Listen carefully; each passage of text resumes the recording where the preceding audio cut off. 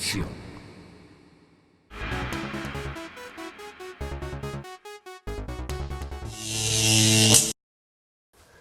Llegamos al final del programa y ya tenemos en el diván de la doble tracción a nuestro candidato misterioso del mes, abogado, ecologista, hombre de la zona norte, uno de quienes lucharon en su momento contra Cruzitas, exregidor de San Carlos y diputado del Frente Amplio.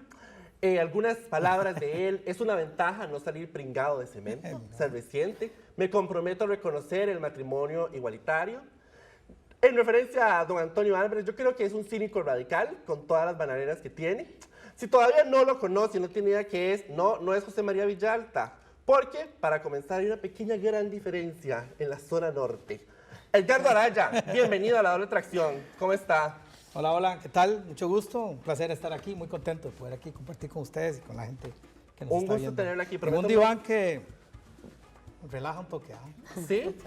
Bueno, a usted, Bueno, viera ya que está, a los otros candidatos más bien No. nos tensó. Sí. Si viera a Sergio Mera como se puso. Es un relajo. Aquí le tenemos como un clon, ¿verdad? No sé si ha visto. ¿De dónde agarró esta peluca? Es que me dijeron que era el especial de Halloween, entonces yo me disfrazé. ¿A dónde está la de Edgardo ¿dónde Araya, agarró esta peluca? Disfrazado de José María Villalta, Sí, ¿verdad? sí, Por es aquello como- del peluquín, el peluquín. Es como un Inception eso, como una cosa dentro de sí, otra. de la otra. Don Edgardo, vea, le tenemos varias preguntas. Procuremos ser sucintos porque tenemos como 15 minutos. La primera que yo le tengo es que, según un estudio de la Corporación Internacional de Finanzas del Banco Mundial, Costa Rica ya se encuentra entre los 20 países que cobran más impuestos a empresas en este momento, lo que puede afectar la competitividad del país respecto a otros países. Su partido, en la campaña anterior, proponía en su plan de gobierno un 35% en impuesto a los grandes negocios inmobiliarios. En aquel momento hablaban de centros comerciales, por ejemplo.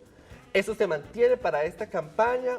¿Bajo cuáles criterios, digamos, desde el Frente Amplio es conveniente en estos momentos un aumento de un impuesto de ese tipo a este sector? Sí, lo primero, a ver, queremos hacer valer esa frase famosa de don Alfredo González Flores, que lo echaron de la presidencia por decir que el rico pague como rico y el pobre pague como pobre. Eso que planteamos inicialmente en ese programa se ha modificado, creo que lo hemos mejorado. Hemos planteado una propuesta de reforma fiscal progresiva, justa y solidaria. ¿Eso qué significa? No subir los impuestos a la gente que ya hoy está pagando impuestos. Es decir, la clase media y los sectores más vulnerables del país hoy proporcionalmente pagan más para el mantenimiento del Estado. ¿Y sabe quién paga menos?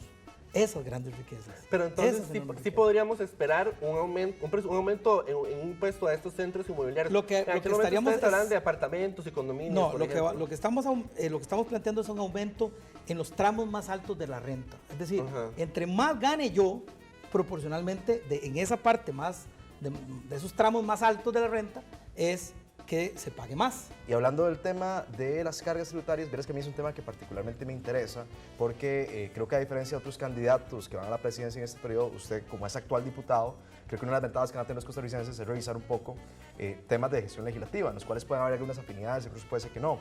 Uno de los proyectos que usted planteó fue justamente el de impuestos a zonas francas. Tiene un nombre orientado al producto local, pero es básicamente un impuesto a las zonas francas que a mí particularmente, volviendo al tema de un país donde actualmente tiene 8.5% de desempleo que afecta sobre todo a las personas más jóvenes, me preocupa montones, sobre todo cuando Costa Rica cada vez se vuelve menos competitivo, las empresas tienen una expectativa menor de contratación de empresas y cada vez nos volvemos más caros con otros competidores directos como Colombia. Entonces, a mí particularmente, las zonas francas, por ejemplo, que están debidamente reguladas, que pagan sus impuestos, que muchos de esos grandes capitales se traduce también en inversión extranjera y empleo directo. Me preocupa proyectos de ese tipo porque me parece que de una u otra forma no solo va a tener un impacto en desestimular inversión extranjera, sino sobre todo en el desempleo que ya está alto en el país. Sí. No tenga temor de eso. Primero porque ya hemos hablado incluso con la gente de las zonas francas. A ver, lo que se ha propuesto, bueno, primero que hay que decir es, la seguridad jurídica se le garantiza. O sea, una de las cosas principales por las cuales las zonas francas han preferido quedarse aquí, a pesar de que otros países les ofrecen incluso que les regalen la tierra. Hay países donde les dan la tierra, ¿verdad? Aquí no tienen eso. ¿Y por qué no se han ido? Porque aquí hay otras cosas. No solamente es por el tema del costo, sino porque aquí tienen buena mano de obra, ¿verdad? Porque hay mano de obra calificada, en fin. Lo que nosotros le hemos dicho claramente, lo vamos a repetir hasta la saciedad, porque yo sé que hay gente que va a querer meter miedo con eso, es el régimen de zona franca, sabemos lo que representa para la economía del país, sabemos todo el empleo que genera, sabemos todo eso, y nadie quiere aquí gobernar sobre las cenizas. Las zonas francas dejan de pagarle al país en impuesto de renta aproximadamente $1 millón por empresa por año. Estamos hablando más de 500 millones. Invierten en... Claro, estamos de acuerdo, no estamos diciendo que no. Lo que estoy diciendo es que si lográramos que esas empresas contribuyeran en ese 0.001%, no van a quebrar, no van a dejar de ser competitivas por eso. Y esa plata se le pasa a Banca para el Desarrollo, para que pequeñas y medianas empresas de jóvenes, con empresas de alta tecnología, gente que está pensando en robótica, que está investigando en energías renovables no convencionales, pueda tener crédito de ahí. Eso es distribución de la riqueza. Eso es lo que nosotros queremos y eso no va a golpear para nada a la zona franca. Con ese mismo tema, con lo que ustedes proponen en la Asamblea Legislativa sobre la reforma fiscal, plantean el hecho de que se cambie la ley sobre el impuesto sobre la renta, el artículo 8, que vienen a ser los gastos deducibles, y que se dejen de tomar por gastos deducibles todo aquel gasto que se haga una persona, ya sea física o jurídica, residente en un paraíso fiscal. Sin embargo, los paraísos fiscales estamos claros que no son ilegales. Entonces, ¿cómo hacemos esto conforme a derecho o de qué manera lo haríamos? Porque si yo tengo mi empresa de alquiler de vehículos, yo se la compro a una persona que es residente en un paraíso fiscal, tendría en ese momento que tengo que pagar ahora un gasto deducible que para mí fue la compra del vehículo. Sí, en realidad lo que se toma en cuenta o no se toma en cuenta son esos gastos, que son gastos que son de mentira, ¿verdad? Son de mentira, porque lo que hago es mandar la plata para afuera, decir que entonces lo meto aquí como un costo, ¿verdad? No pago la diferencia, pero en realidad yo me estoy metiendo la plata por la otra bolsa. Eso en la ley ya aprobamos, de fortalecimiento contra el fraude fiscal, donde creamos lo que se llama el registro de beneficiarios finales, que oigan, eso es histórico. Pocos países tienen lo que este país logró aprobar y ahí me siento muy honrado que el Frente Amplio haya sido un protagonista de eso, y es que hoy, desde el Banco Central, va a haber una base de datos donde va a estar la persona de carne y hueso que recibe finalmente la plata. Yo le quería hacer una pregunta. En la introducción de su plan de gobierno, ¿verdad?, en el pasado, hablaban sobre que las exoneraciones fiscales hacían que Costa Rica, que el Estado, no percibiera 542.200.000 colones durante 1973 y 1999. ¿Qué piensan hacer con respecto a esto? ¿Van a quitar exoneraciones para recaudar más dinero o van a aumentar impuestos? Ahí hay que ver este tema con mucho cuidado. No se puede hablar genéricamente de quitar exoneraciones.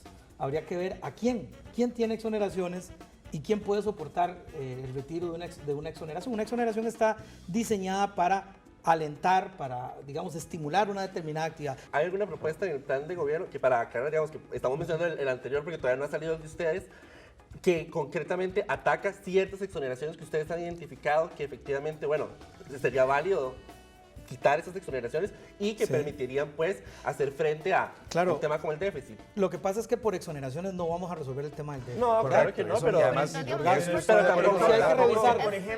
Hay que revisarlas, claro. En el periodo del 2015, incluso pensar en otras que hoy pueda un sector de la economía más bien tener algún tipo de exoneración. Por ejemplo, los carros eléctricos. Pero hasta el momento los no carros impulsados por hidrógeno.